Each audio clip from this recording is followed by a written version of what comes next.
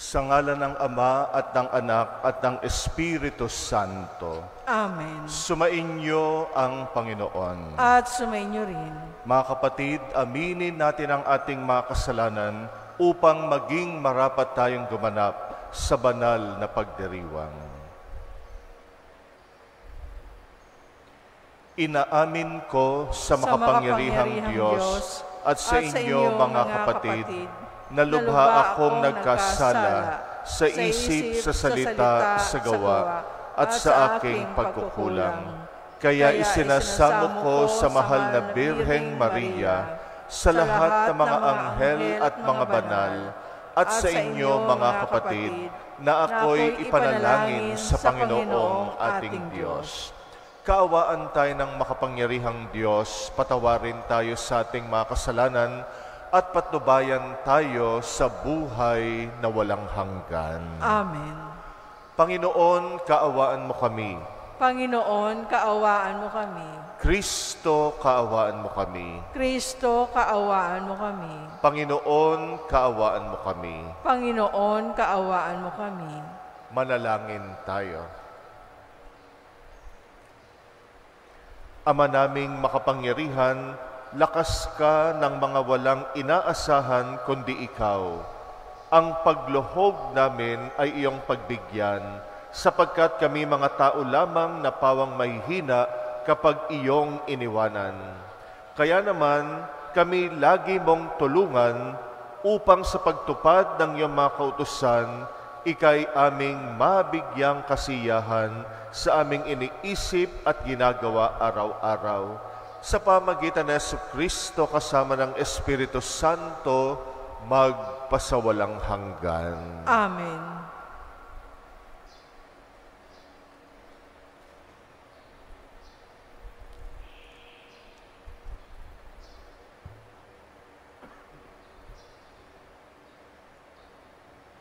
Pagbasa mula sa ikalawang sulat ni Apostol San Pablo sa mga taga-Korinto. Mga kapatid, yamang marami ang nagmamapuri tungkol sa mga bagay na makalupa. Ako man ay magmamapuri.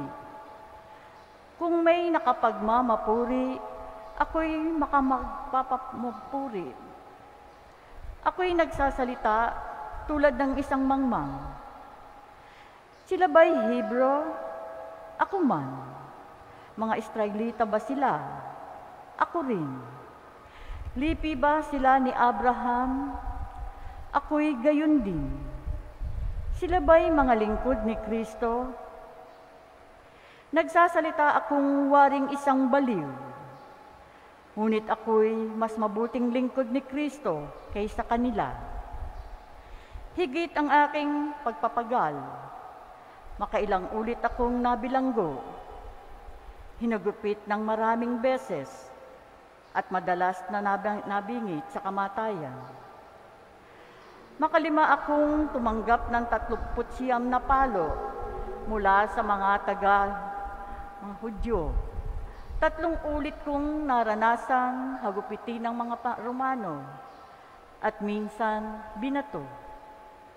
Makaitlong kong naranasan mawasak ang barkong sinasakyan at minsay maghapot magdamag akong lulutang-lutang sa dagat. Sa malimit kong paglalakbay, nasuan ako sa iba't ibang panganib. Sa mga ilog, sa mga tulisan, sa mga kapwa ko Hudyo, at sa mga hintil. Mga panganib sa lungsod, sa ilang, sa dagat, sa mga mapagkunwaring kapatid. Naranasan ko rin ang labis na hirap at pagod.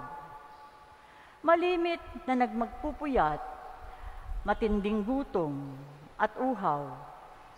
Natikman ko ang maginaw, ngunit wala man lamang mabalabal. Bukod sa lahat ng iyan, inaalaala ko ang araw-araw na mga simbahan. Kung may nanghihina, karamay nila ako. At kung may nahuhulog sa pagkakasala, labis na naghihirap ang kalooban ko. Kung kailangan ako'y magmapuri, ang ipagmamapuri ko'y aking mga kahinaan.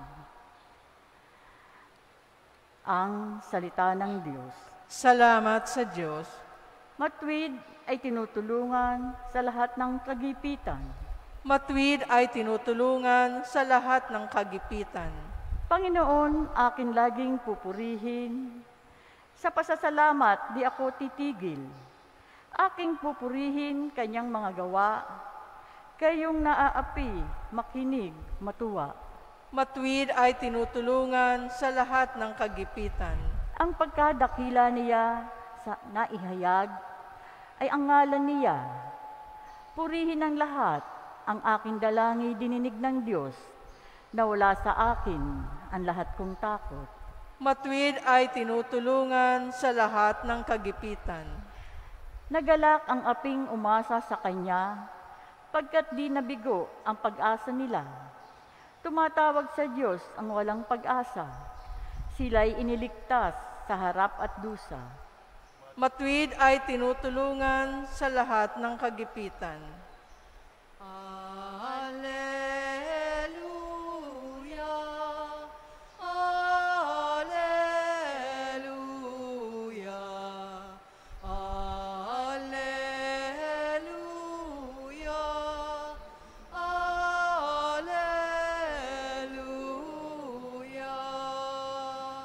Tayo pong lahat, mapalad ang mga dukha na tanging Diyos na lumikha, ang pag-asa at adhika. Alleluia, Alleluia, Alleluia,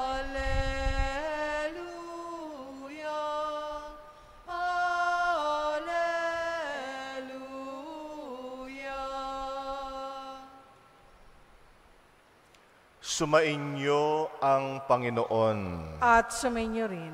Ang mabuting balita ng Panginoon ayon kay San Mateo. Papuri sa iyo, Panginoon.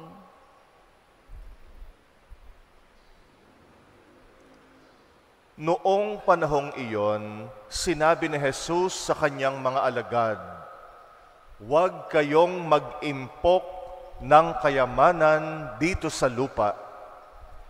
Dito ay may naninirang tanga at kalawang, at may nakakapasok na magnanakaw. Sa halip, impukin ninyo ay ang mga kayamanan sa langit.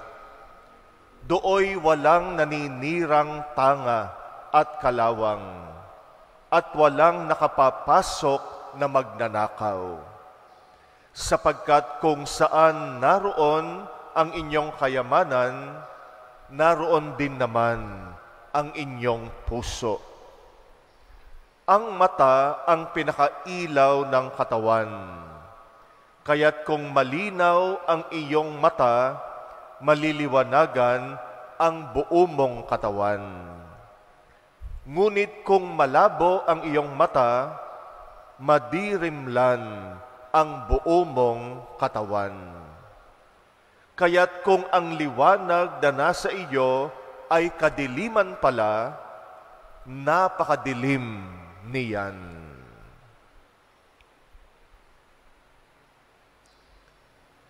Ang mabuting balita ng Panginoon. Pinupuri ka namin, Panginoong Hesukristo. Sino ang tunay na mayaman? Ang tunay na mayaman ay yung mga taong meron ng mga bagay na hindi nabibili ng salapi. Maraming nabibili ang salapi. Kaya naman maraming nahuhumaling sa salapi. At lahat ay nagsisikap dumami ang kanyang salapi. Pero ang tunay na mayaman ay yung mga tao na meron sila ng mga bagay na hindi nabibili ng salapi. Una, yung pananampalataya sa Diyos, hindi nabibili ng salapi. Yung respeto mo sa sarili mo, hindi rin nabibili ng salapi. Pagmamahal ng pamilya mo, mga kaibigan, yung mga tunay na kaibigan, hindi rin nabibili ng salapi. At marami pang mga iba't ibang bagay na hindi nabibili ng salapi. Kung meron tayo niyan, at yun ang ugat ng tunay na kaligayahan, mayaman ka, kahit konti lang ang iyong salapi. Yung salapi at kayamanan ng mundo, hindi naman makasalanan talaga. Nagiging pagkakasala lamang ay kung paano natin ito ginagamit at kung paano nito binabago ang ugali natin. Yung pera, pinagsisikapan natin, pinagtatrabahuan natin yan. Kailangan naman talaga natin ng pera sa mundong ito at ng iba pang mga material na pagpapala. Pag tayo ay nagkakapera, blessing din ng Panginoon sa atin yon. Kaya yung pera at material na bagay at kayamanan ay hindi mismong makasalanan. Nagiging makasalanan lang ang pera at ang material na kayamanan kapag binago nito yung ating ugali. Naging sakim ka, naging makamundo ka. Sinantabi mo yung mga bagay na hindi nabibili ng pera. Kung pera na ang naging Diyos ng puso mo, lahat na lang ng bagay ay pera at material na kayamanan. Kaya sabi ng Panginoon, huwag tayong mag-impok ng mga kayamanang nasisira. Yung pera, pwedeng mawala yan ng bigla-bigla. Kaya kung naisangla mo yung puso mo't kaluluwa sa pera, yung pera pang samantala at iba pang mga material na kayamanan. Pero yung tunay na kayamanan, yun yung hindi nawawala.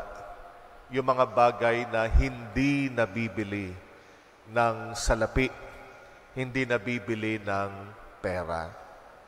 Kung magkapera man tayo, gamitin natin para magkamit ng mga bagay na hindi nabibili ng pera. Yung kayamanang material at kayamanan ng mundong ito, gamitin natin para makatawid tayo sa tunay na kayamanan ng kaharian ng Diyos. Kaya nga, ang ating ebanghelyo ngayon ay isang babala sa atin ng Panginoon na yung puso sana natin huwag magbago. Lalo na kapag nagkakapera tayo. At totoo naman yan. Dati, napakabait at napakamatulungin niya. Noong mga panahon na hindi pa siya masyadong mapera. Pero nung nagkapera na, biglang dumamot. Biglang hindi mo na maabot. Yung pera, pag hindi tayo nag-ingat, pwedeng baguhin yung ugali natin. At pag tayo ay nasilaw sa pera, ay pwede nitong agawin. Lalo na yung pagturing natin sa Diyos bilang ang tunay na kayamanan, ang tanging kayamanan. Sa unang pagbasa natin, pinagmamalaki ni San Pablo sa mga taga-Korinto yung kanyang karukhaan. Si San Pablo tunay na mayaman dahil natuto siyang magpakadukha sa harap ng Diyos. Pinagmamalaki niya yung marami niyang sakripisyo alang-alang sa mabuting balita. Isinantabi niya yung maginhawang buhay alang-alang sa tunay na kayamanan ang Panginoon. Kaya si San Pablo ay pinagmamakapuri niya. Maganda yung ating unang pagbasa. Yung mga pinagmamalaki ni San Pablo ay yung kanyang karukhaan, hindi yung kayamanan niya. Bagamat si San Pablo noon tunay na mayaman, tunay na makapangyarihan. Pero sinangtabi niya yon, alang-alang sa tunay na kayamanan ng puso ang Panginoon. Kaya di bali na maranasan niya yung iba't ibang sakripisyo at kahirapan. Di bali nang siya'y maging dukha sa mata ng lahat, sapagkat ang mahalaga sa mata ng Diyos, mayaman ka. Yung puso mo, Kanya lang. Ang Diyos ang tanging yaman mo. Diba yan yung kinakanta natin? Yung tanging yaman. At sana yan ay maging totoo sa buhay natin. Yung pera darating, pero wag nitong baguhin yung puso natin. Ang Panginoon isang araw bibigyan ka ng material na pagpapala, pero wag mong isasangtabi yung mga bagay na hindi nabibili ng pera, ang mga tunay na kayamanan. At nawa maging malinaw yung mata natin. Sabi nga sa Ebanghelyo, mahalaga na yung mata natin malinaw. Alam natin kung ano yung talagang kayamanan ng buhay natin. Huwag lumabo yung mata natin. Kaya kahit madagdagan yung ating material na pagpapala, ay manatili pa rin yung mga mata natin, pananaw natin na ang tanging kayamanan ng buhay na ito ay yung pananampalataya natin sa Diyos at yung mga bagay na hindi nabibili ng pera.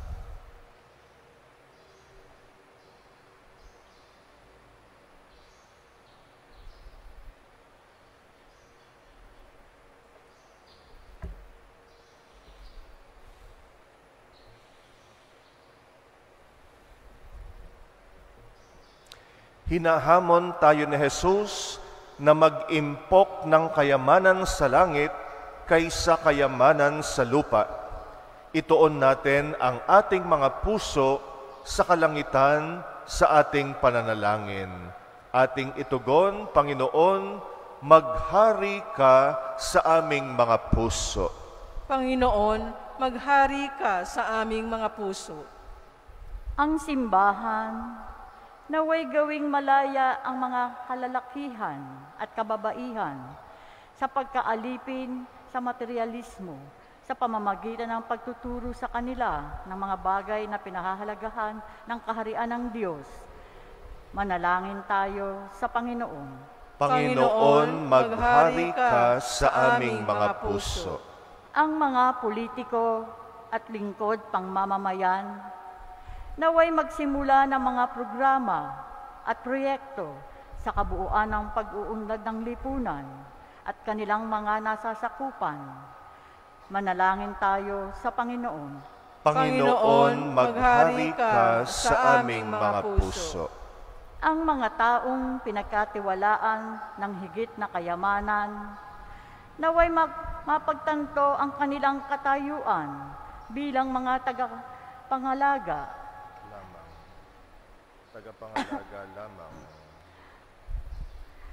lamang at hindi mga lubos na nagmay-ari ng mga biyayang kanilang angkin. Manalangin tayo sa Panginoon. Panginoon, maghari ka sa aming mga puso. Ang mga pinagkaitan ng mga bagay sa mundong ito, naway magpagtanto ang kanilang kagandahan ng pagtutuo ng kanilang puso sa makalangit na kayamanan. Manalangin tayo sa Panginoon. Panginoon, maghari ka sa aming mga puso. Ang mga nagdusa at namatay sa pananampalataya, naway umani ng makalangit na gantimpala. Manalangin tayo sa Panginoon. Panginoon, maghari ka sa aming mga puso. Tahimik nating idalangin ang ating mga personal na kahilingan, muli nating alalahanin ang mga kapatid nating humihiling ng ating dasal at nangangailangan ng ating panalangin, at isama natin ang intensyon ng mga kapatid nating nagpapamisa sa ating pagdiriwang ngayon.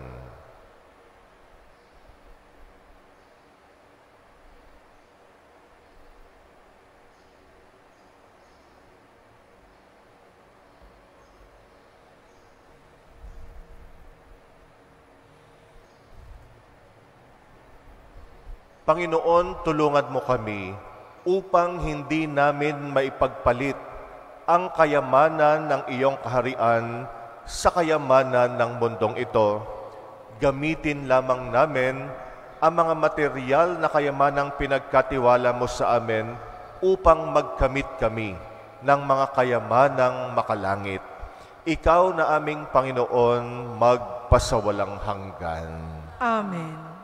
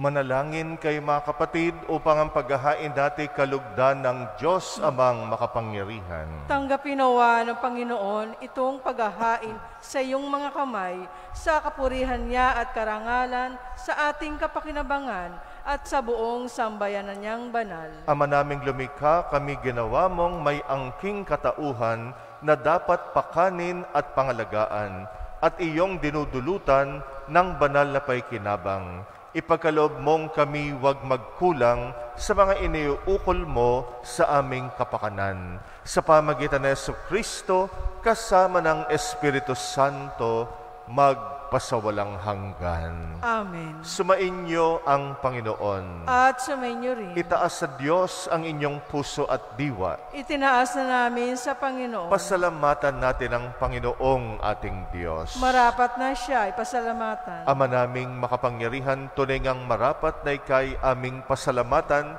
sa pamagitan ng Jesucristong aming Panginoon. Utang na loob ang nagbubunsod upang gunitain ang kamatayan niya para kami buhayin. Pagtitiwala ang sanhi ng ligayang di malilimot sa pagkabuhay niyang sa aming kaloob. Pag-asa ang dahilan ng pagiging handa para sa pagbabalik niyang totoong dakila. Kaya kaisa ng mga anghel na nagsisiawit ng papuri sa iyo, nang walang humpay sa kalangitan kami nagbubunyi sa iyong kadakilaan. Santo, Santo, Santo, Panginoong Diyos ng mga hukbo, napupuno ang langit at lupa ng kadakilaan mo, o sana sa kaitaasan, pinagpalang na paririto sa ngalan ng Panginoon, o sana sa kaitaasan. Ama naming banal, ikaw ang bukal ng tanang kabanalan, kaya't sa pamagitan ng iyong Espiritu gawin mong banal ang mga kaloob na ito, upang para sa amin maging katawan at dugo ng aming Panginoong Hesukristo. Bago niya pinagtisang kusang loob na maging handog, hinawakan niya ang tinapay, pinasalamatan kanya, pinaghati-hati niya yon, iniabot sa kanyang mga alagad at sinabi, tanggapin ninyong lahat ito at kanin. Ito ang aking katawan na ihahandog para sa inyo.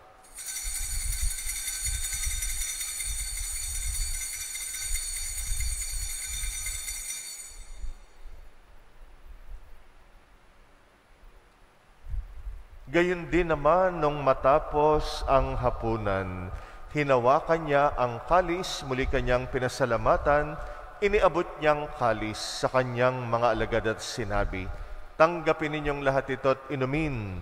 Ito ang kalis ng aking dugo, ng bago at walang hanggang tipan, ang aking dugo na ibubuhos para sa inyo at para sa lahat, sa pagpapatawad ng mga kasalanan. Gawin ninyo ito sa pag-alala sa akin."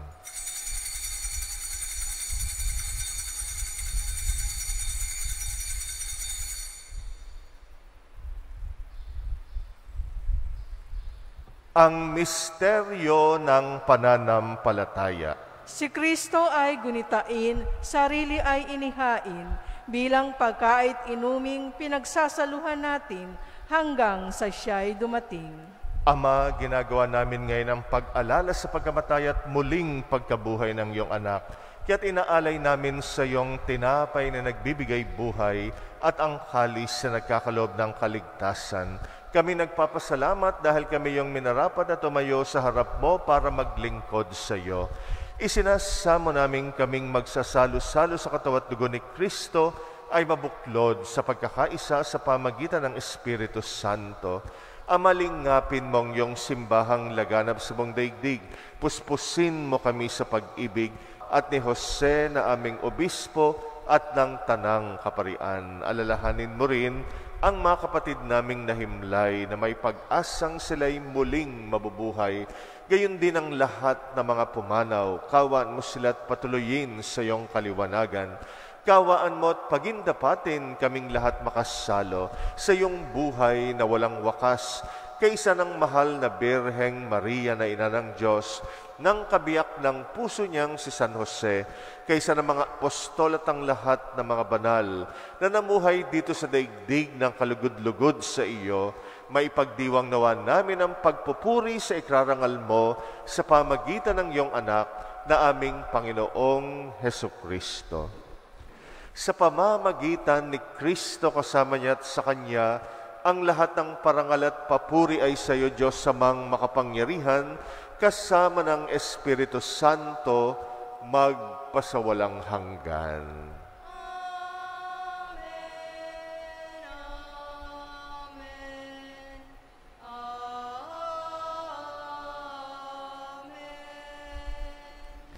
Sa tagubilin ng mga nakagagaling na utos sa turo ni Jesus na Panginoon natin at Diyos, ipahayag natin ng lakas loob.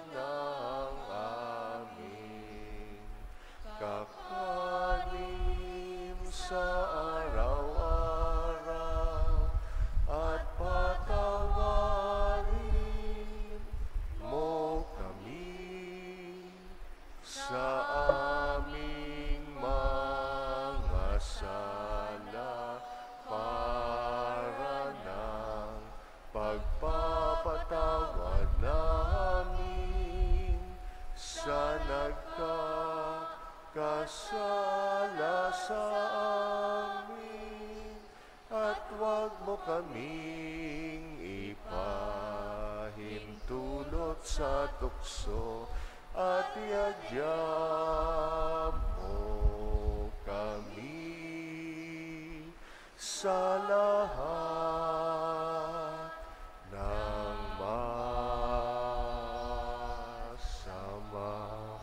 hinihiling namin kami yadya sa lahat ng masama, pagkalooban ng kapayapaan araw-araw, iligtas sa kasalanan, ilayo sa lahat ng kapahamakan, samantalang aming pinananabikan ang dakilang araw ng pagpapahayag ng tagapagligtas naming si Jesucristo. Sapagkat iyong kaharian at ang kapangyarihan at ang kapurihan magpakailanman. Amen. Panginoong Jesucristo, sinabi mo sa iyong mga apostol, Kapayapaan ang iniiwan ko sa inyo, ang aking kapayapaan ang binibigay ko sa inyo.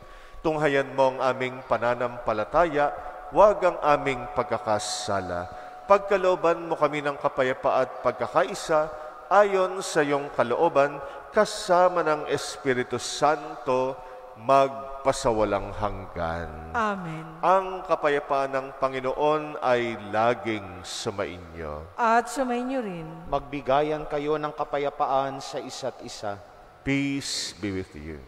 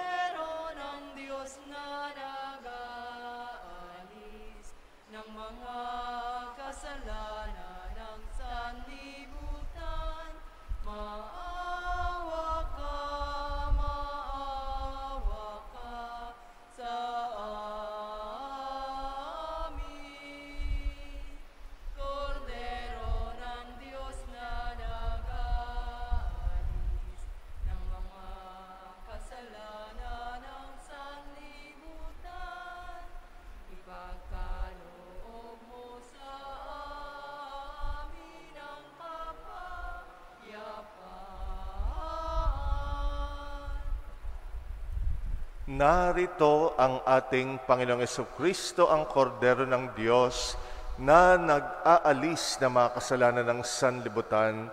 Mapalad ang mga inaanyayahan sa kanyang piging. Panginoon, hindi ako karapat-dapat na magpatuloy sa iyo, ngunit sa isang salita mo lamang ay gagaling na ako.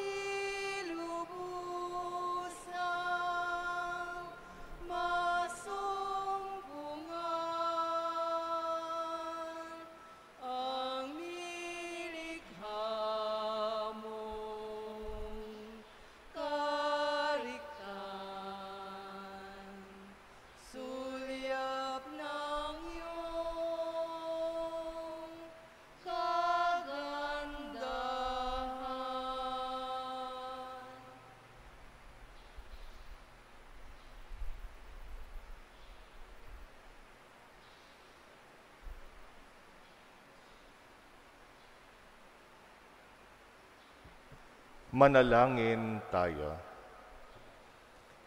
Ama naming mapagmahal, ang pinagsaluhan naming banal na paikinabang ay nagpapahiwatig ng iyong pakikiisa sa tanang naritong nakikipagdiwang ay magdulot nawa ng pagkakaisa sa iyong sambayanan sa pamagitan ng Jesucristo kasama ng Espiritu Santo magpasawalang hanggan.